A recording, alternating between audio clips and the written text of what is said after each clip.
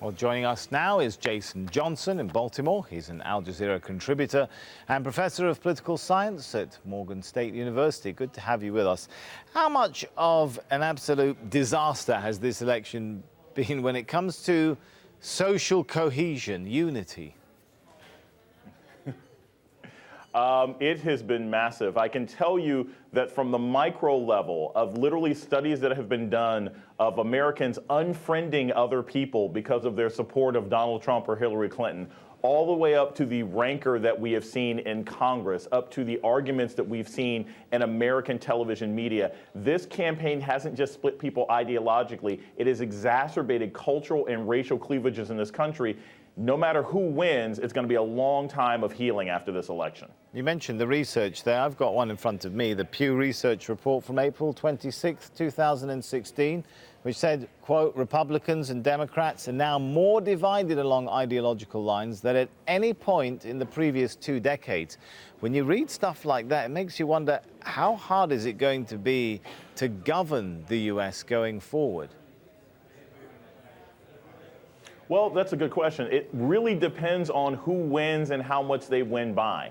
If Donald Trump wins the presidency, but only wins it by a small amount, a small electoral college victory or a small popular vote victory, it's still going to matter what happens at the Senate level. If he has a very aggressive pro-democratic Senate, he's not going to get many things done, and Republicans may not trust him. If Hillary Clinton ends up winning, but she has coattails, meaning she can bring along Democratic senators, bring along Democrats in the House of Representatives, there will be some difficulty, but she will be in a better position in the legislature in Congress than Obama was when he was elected in 2012.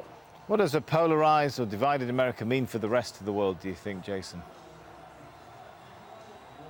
It means that America is going to be doing a lot of internal discussion, a lot of internal gazing. Look, the United States has been very aggressive, whether it was Bush or President Obama or potentially any of the 2 candidates that could get elected today when it comes to foreign policy. But I also think that the level of engagement is going to depend on which president we get. If there is violence, and I don't mean to exaggerate when I say this, Donald Trump has literally advocated violence on behalf of his supporters if he were to end up losing. If there's violence, if there's social disruption in the United States, there could be a time where the United States pulls away from the world as it attempts to figure out what to do with the angry mob that feels disenchanted having lost the election.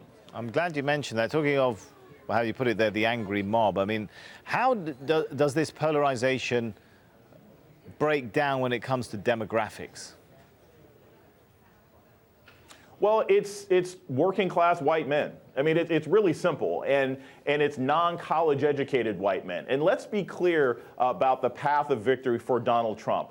Donald Trump does not have a traditional Republican constituency. Usually Republicans do well with the affluent, they do well with college-educated whites, they do well with a small number of Latinos and about 5 to 10% of African Americans.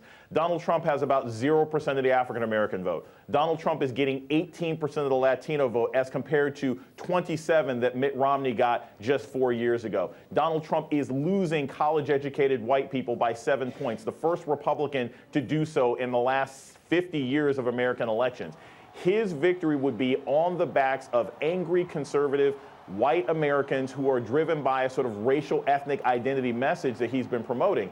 If he were to be elected, that could lead to a tremendous amount of tension and violence in the United States because the demographics of the country are different than the demographics of his winning coalition. Given the circumstances of this election, if I could bring you back to foreign policy, is there a lot at stake for the rest of the world in terms of international trade, in terms of the U.S. position vis-a-vis the Middle East issues of Syria, the Israeli-Palestinian conflict, and so on? The best way for the rest of the world to look at this election is status quo versus absolute chaos.